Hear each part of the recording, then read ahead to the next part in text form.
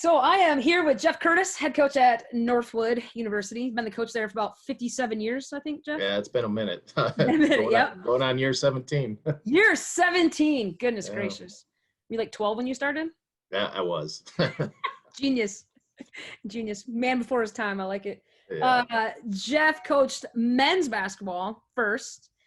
Came over to the right side a little bit ago, 17 years ago. I think I knew you when you were on the men's side, right?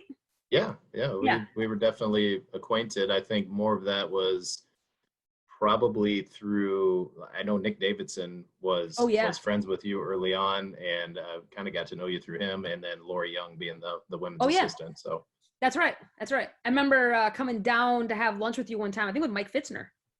This sounds right. Yeah, Mike Fitzner. And yeah, we had lunch and hung out. And of course, you worked for Bob Taylor. Yes. I played for Bob Taylor.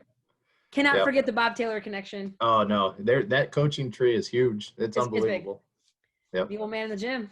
Yeah. He's got a lot of old coaches in the gym now. Yeah, no doubt. First of all, let's just find out, if you weren't coaching, what else would you be doing? What would you want to do? Well, I would be involved. I used to be a school teacher. So before I took the job with Coach Taylor with the men, I was a fourth grade school teacher at a small community right outside of Alma where I went to college. And I knew I wanted to work with kids or work with people and have an opportunity to impact people's lives. And my mom was a teacher at the college level, and I was always interested in that. So I would think I'd be involved in education in some way, shape, or form, whether that's to go back in the classroom teaching or more, maybe even the administrative route. Kind of been leaning more that way over the past 5 to 6 years, I would say, taking on some responsibilities at Northwood in the administrative realm of things, and potentially doing something like that, whether it's athletic director or something involved in sports and still being able to make a difference in people's lives. That's awesome. So this homeschooling stuff, you must be dominating it. I don't know about that. Things have changed. Okay. You didn't pull out your old curriculum from fourth grade? No. Just getting all three of them. Now, we are really blessed with Midland Public Schools. They issue a Chromebook to all their students. So all three of our kids have their own little Chromebook. They open it up. They have their Zoom chats with their teachers, and then they can log right into their classroom and see their assignments. Wow. And then from that point, it's just a matter of, hey, you got to get your stuff done. And, we're here to be helpful and be a resource. But both my wife, Ellen, and I still working every day. I mean, I've been just as busy as I would be if I was going into the office. So it's been a challenge, but luckily they've handled it pretty well. So we're lucky. Yeah, I would assume that's the tough part, right? A lot of people are still doing full-time jobs and trying to teach their kids, and they just can't find the time to get it in. Well, and with my wife's job in particular, it doesn't change at all. So it's just, she's not actually in the office. The workload doesn't change, the responsibilities don't change. And if anything, it's probably even more stressful because of just the time right now and how things are impacting the economy. So she's really busy. And then my stuff, it's just more like this, being able to connect and talk, whether it's with our current players or alums and people, and a lot of video conferences with the administrative duties that I have. So it's kept us really busy. I'm certainly not bored. I've heard a lot of people say, oh, this is great, I've got a little vacation. And I'm like, yeah, not in this household. No, never seems to go that way. Have you guys set a schedule? Like when the kids get up in the morning, they stick to a same schedule, or do they make it different every day, or do you not even worry about it? It's pretty close, but I mean, it's not structured like at 10 a.m. we're doing this. We get up, obviously we're early risers around here, and then I just kind of let them get acclimated to the day and let them just kind of be kids for a few hours. And then usually sometime in the mid-morning, we'll say, all right, hey, time to, turn the TV off or whatever you're doing, and let's focus on getting some work done. Luckily for us, it's been awesome weather. I mean, been able to be outside and get some physical activity, with the exception of today. I just looked outside and it was snowing. So Mother Nature lost her mind today. I don't know what happened. Yeah. But yeah, I mean, there's some structure, but it's not, your typical, schedule where we're doing X, Y, and Z at this time and this time and this time. So it's a little bit more relaxed, but yeah, I think they know they have some responsibilities they need to get done, and we just kind of roll with it. It's probably a good thing we're going from this to summer, because if we were going from this back to schools, these kids might have a tough time. I think so too. That whole transition, I just feel so bad for the transition years, like the kids going from 8th grade to 9th grade and going from junior high to or middle school to high school, or the high school students that are, they don't get their senior prom, or Yeah. graduation, or any type of closure to leaving one section or one era to a next. And that's got to be a challenge. I mean, I don't, for everybody, I think it is, even at the college level, for some of these people. You go on spring break and you come back and you're done. Like, you've moved out of your dorm room, you're no longer at school. It's just a strange time. Yeah, I was talking to one of my former athletes yesterday, and she was like, she's just graduating now. And she's like, man, I was really looking forward to just being a student for 2 months, like being on campus and not having Yeah. basketball, like just be a student and see what that really felt like. I Yeah. was like, yeah, you're not missing anything. It's called No. adulthood. You're just going to go there for the rest of your life. Yeah. And most of them would wish they could go back anyway. Yeah. So, But yeah, I feel bad. I didn't really think of it like that. And then I was like, oh yeah, that kind of stinks. yeah. I'm living with a 6-year-old, my friends, and a 6-year-old. So he's so excited. He's in first grade now. Like he's in first grade. He is super excited. Isn't worried about his kindergarten graduation. Is just geeked. But I'm learning some Spanish with him, which has been interesting. I never took Spanish really, and so he's got a Spanish class. You got to love that, though. I mean, wouldn't you give anything to be able to go back to that time where you didn't have a care in the world?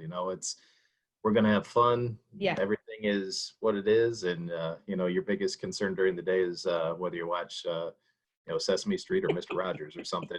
That's a tough decision now. So, yeah, I would do anything to go back to that time again. Every morning, my morning question is, do you have Mario Kart time today? How many phone calls do you have? Do you have Mario Kart time? I was like, I think I can fit that in. Yeah. Yeah. I'm getting pretty good at it, to be honest.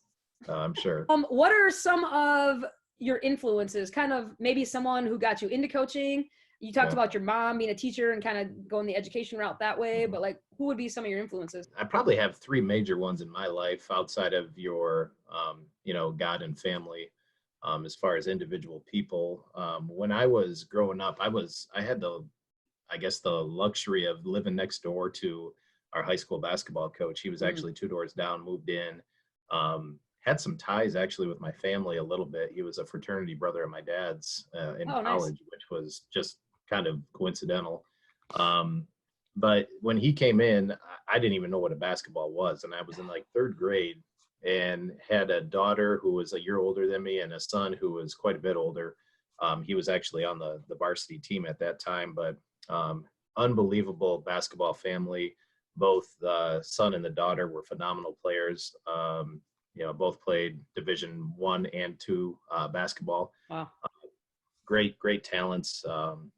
They got me into basketball, plain and simple. And he was my coach. So up until my sophomore year, had the opportunity to play for him. And then he resigned from coaching at the school I was at, which was really a bummer. But his son took me under his wing, and he didn't need to do that. And he still coaches. He coaches a high school in Northern Michigan right now. Oh, wow. But the things that he did for me, just instilling that work ethic and the love for the game of basketball and the creativity that can go into it. And I was actually just talking to him recently, and I just very grateful for that opportunity, because he didn't need to do that. I was just another kid, but certainly got me interested. And then from there, fast forwarding to my college coach, who came in when I was a sophomore. I had him for my sophomore, junior, and senior years. He would always talk to us about, it's not about wins and losses. It's about the relationships you're building with your teammates, and those will last you a lifetime, and your coaching staff, and those relationships are very real. And when that was going on during that time, it's kind of like, yeah, okay, I get it. We're all teammates. We enjoy each other. We have fun together. But the farther removed you get from that, it's amazing how true that really is. And I tell it to our teams all the time. It's not about wins and losses. It's about how you guys treat one another, the relationships and the bonds that you guys form. Really kind of helped shape my philosophy from coaching at the college level with him, and that it's not about the little things that most people from the outside are looking at, and it's more about what goes on inside that program, and the impact that you have on those kids' lives. So those two, and then the last one would be the guy that actually hired me to do the job at Northwood, Pat Riedma, was also our football coach, no longer with us, unfortunately, but he left a legacy of just doing things the right way, and having pride in doing things the right way, knowing that you're doing things for the right reasons at all times. And he would always stand up in front of our coaching staff and say, we have the greatest jobs in the world, and that job is to impact somebody's life on a daily basis. And it's so true. And I just think about that a lot. And, those three people have definitely shaped me from a basketball coaching standpoint, but also just, kind of molding me into the person that I am. So very thankful for having a chance to cross paths with them over the years. Yeah, that's awesome. I don't know him, but you can't talk to many people at Northwood who don't have the utmost respect for him. And phenomenal human being. Stood for. Yep. Can't say enough about him. Yeah. I was thinking about when you were talking about how it's not about wins and losses, it's about relationships. And man, if this time doesn't bring that more to the forefront of these, even these athletes' minds, because you're right, when you're 18 to 22, you're like, yeah, these are my friends, great. Yep. But like sitting in our spot now, right? Even me leaving college coaching, 16 months ago or whatever, something like that, 16 months ago, like those are still some of the people I coached against are still some of my, greatest friends, like still communicate often, with those people. And it's just building that relationship through competition and using the game of basketball to create those relationships. It's been pretty cool to see what I was actually doing over those 20 years besides winning and losing games. So right. Pretty. Yeah. And you get lost in that, and I think a lot of people probably fall into that same mode. And, I agree. I mean, even yesterday having a conversation with a coach who's no longer in our league, good friend of ours. And, I know we'll keep in touch. It's just, even though we're not going to coach against each other anymore at the college level, we'll still be acquaintances and friends and talk probably frequently. And it's, those relationships mean a lot. Yeah, absolutely. It's probably one of the best things about the profession for sure. This question scares me a little bit. I've been trying to practice, 5 seconds of courage daily. This is my 5 seconds of courage today. Okay. Any story, any memory, something involving me that you think of when you either hear my name or I said, hey, let's get on this call, something that flashes. But remember, I have stories too. So yeah, I was going to say, I can't imagine why this would scare you. Like, well, I guess I got a couple of things. I mean, first that I think of, I always enjoyed competing against you. A lot of respect for you from a coaching standpoint. Got, the opportunity to coach against you from being the head coach and you were an assistant coach to when you were a head coach at two different schools in our league. I'd say we probably know each other's programs as well, if not better than anybody else. For sure. But I always enjoyed that because he knew we were always going to be seeing a team that was very well prepared and knew what we were doing and was trying to take us out of things. The constant in-game adjustments. And when you're coaching against somebody that knows what they're doing. And I enjoy that. That's that competition side of things that you just really thrive and love. Yeah. But honestly, one of my favorite moments is going to be when we went to the Dominican. And it was you, my wife, Ellen, Lindsay Warren, who else was there? Stacy Travis. Oh my gosh. Jim Weedy. And I think that was it, wasn't it? That might've been it. That was so fun. I mean, we go there just scouting things out. We ended up taking our team back there in a couple of years, but not a care in the world, being able to enjoy the true friendships that you have with coaches. Playing bocce ball on the beach all the time. Oh my gosh. Yeah, you couldn't beat it. So honestly, that was probably my favorite memory. I really enjoyed that. It was a nice little mini vacation. And more importantly, like I said, it's not about the coaching as much as it is the friendships. And, you're getting to know my wife and she knows you on a first name basis. So it's a lot of fun. So yeah, that was a blast. That was a blast. I have two good ones. I think I was thinking about this and I was like, man, what do I remember about Jeff? Dominican was in there for sure.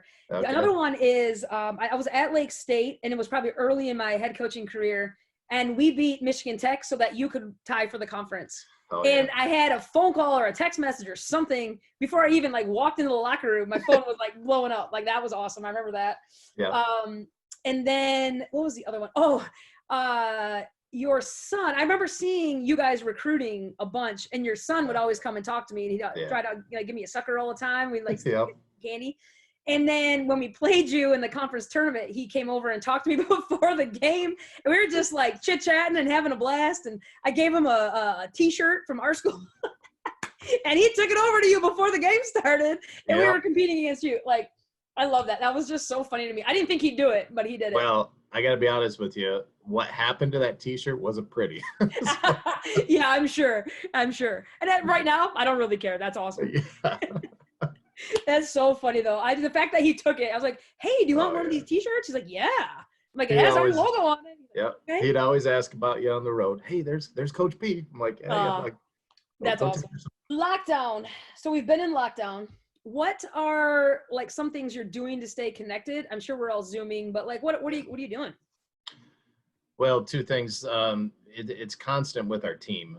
I try to touch base with every one of our players on the team once a week, minimum, via phone, just checking in, making sure they're doing all right. Because this is new, different, and maybe even scary for them. So just trying to keep that in mind and make sure that we're accessible for them and they understand we're here for them if they need anything or need to navigate through, whether it was online registration for classes in the fall or, the process they need to go through at checking out other dorms. And, there's just a lot of things going on. We've done a lot of Zoom type video conferences with our team. The last one we did was a lot of fun, and there's really not a huge agenda. I mean, we had to do all of our postseason meetings online, which was a little bit of a challenge. It was different, but we made it work. So last week we did a conference call video wise, and we did a scavenger hunt. Yeah, that's awesome. And just try to get creative with it and get them all together in one area so that they can see each other's faces and interact and talk. Still really working with our captains and trying to build the leadership and giving them some things to think about and implement with our team right now. Even though we're not together, we can still lead and we can still get better and grow. So those are some things we've done with them. For me personally, it's been more about, this type of stuff right here, to be honest with you. Communicating with coaches that I have a lot of respect for, learning from them. A lot of webinars that I've been able to jump on and try to pick up some new things and challenge. There's no shortage, is there? You could just go all day. It's great, and I figure if I watch one and it made me think, then that's a huge win. I'm whether you walk away with anything you can implement with your team or not, it just makes you think, spend some time in thought. And so I feel like that's good professional growth. And trying to get into some resemblance of a routine, whether it's finding time to exercise or interact with our kids. I love the fact that we've been able to sit and have dinner together and see each other's faces because we get so busy. Even when it's off season for me, they're doing stuff, whether it's, lacrosse, basketball, baseball, football, volleyball, soccer. I mean, they're busy kids and involved. So that family time we've actually had in the evenings has been a real blessing, and we've tried to focus on that. That's a real positive that we can take away from all this is the time that we get together. For sure. There's no doubt. People who are not taking advantage of that are going to regret that someday. I mean, Absolutely. You have to. Yep. Yeah. I know I've been working with, the Mystics AU Club, and we've been doing a ton of Zoom meetings, stuff that we would never have been able to do because we'd just be getting on court. And we've been, meeting with like our own teams, coaches have been meeting with their own teams. We've been combining teams. We've been putting workouts there for the whole club. We've been having, I did a mindset talk, like a 60-minute mindset talk for the whole club on Monday. Ryan did a recruiting talk on Wednesday. We've got all kinds of stuff going on. And that was the one thing I talked about was the fact that these young kids have so many feelings about what is happening and no outlet or direction to put those feelings because the adults are going through the same thing.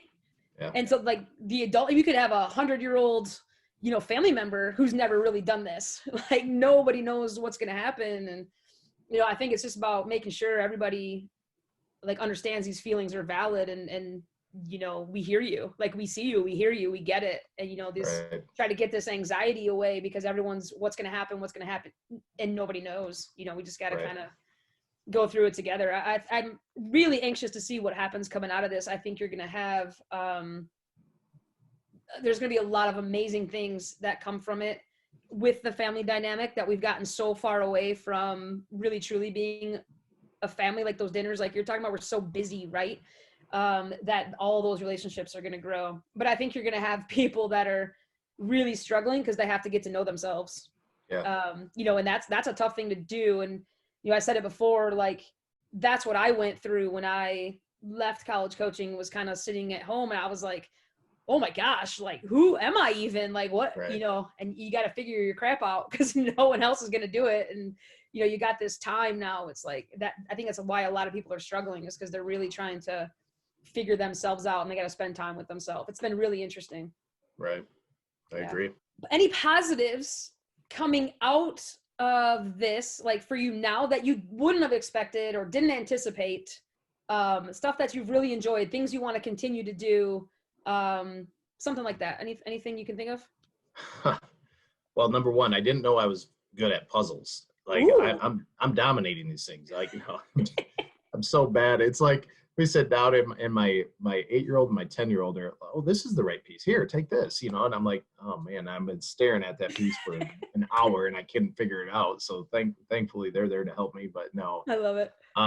Probably wouldn't have been doing puzzles, to be honest with you. It's like, you know, that I was, hey, here's something to do. We had a few, and I mean, we've really enjoyed that. But again, that's just time together. So yeah, didn't think I'd be sitting here in April or even in March for a little while there and doing puzzles. That's a first. But a lot of fun and kind of addicting too. You know, you just get competitive with it, and it's like, no, I'm not getting up until this section right here is done. Oh my gosh. I'm not leaving this table, and you know, that kind of takes over. But that's been one thing. Another thing, and my son loves playing video games, you know. So you were talking about Mario Kart, you know, earlier, which is definitely a household favorite here. But there's this game called Warzone that my son's into, and he's trying to get me to play this game. And I mean, I am awful. Oh no, and to it's a rabbit hole.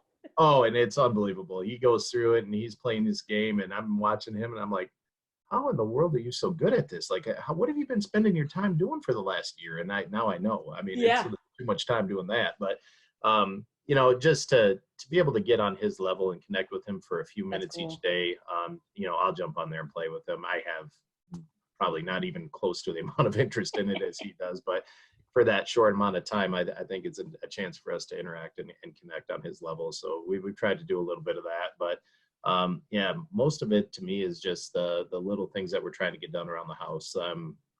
You know, there's obviously projects and things that you can work on and things you can do, but you know, it's, oh, we'll get to that next month, or I'll do that when the weather's a little nicer. And now it's like, you know what, let's get it done. So there's been a lot of that. But as far as the positives, I think it's the biggest one I take away from all this is the family time together and being able to interact and it's quality time. I mean, there's not a lot of distractions. So for me, that's been huge. And I think for all three of my kids and my wife as well. So I've enjoyed the time together. That's great. I am also doing a puzzle. Oh yeah. Yeah. 2,000 pieces. Ooh, it's a good one. It's a big one. I'm doing it by myself. It's a big mistake. I actually wrote a Facebook post on the 10 things I've learned from trying to do a puzzle. It's amazing what I've learned. Like, it's so hard. It is so hard because I will spend 30 seconds staring at these two pieces that I know go together. I can't figure them out. So I'm just like, I'm done. I leave and I'm done. I come back like 5 minutes later and I'm like, oh yeah, duh. Like 2 seconds, put them together, know where they go. Like, it's unbelievable. And I spent like 15, 20 minutes doing this section of this puzzle. And I was so certain I was making I thought I was dominating it, like making massive headway. And then I sat back and it was like, you know, this much out of a 2,000 piece puzzle. And I was just like, oh my goodness. Yeah. So we're getting there. I'm a little over a quarter done now. I'm saving all the hard parts, but I'm trying to strategize my puzzle, like how to actually do this puzzle. So once I sorted properly, it got going a lot faster. And now I have to like resort again because I've taken all the easy pieces away. So okay, you're going obviously by just color schemes and looking for similarities. It's a tiger puzzle. Oh wow. No relation to Tiger King, the TV show. I was gonna ask. Yeah, just happens to be proper timing for that. Right.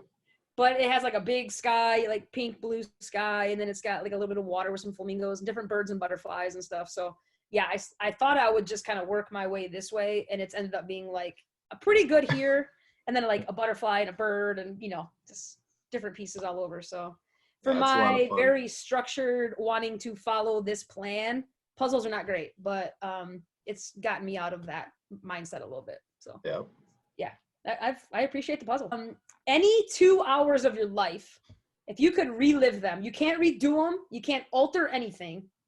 You can't choose your wedding, and you can't choose the births or surrounding of any of your children, because we'll assume those would already be there. I was going to say that where my mind first went when you just asked that. Okay, keep going. And so any 2 hours that you want to relive, what would they be?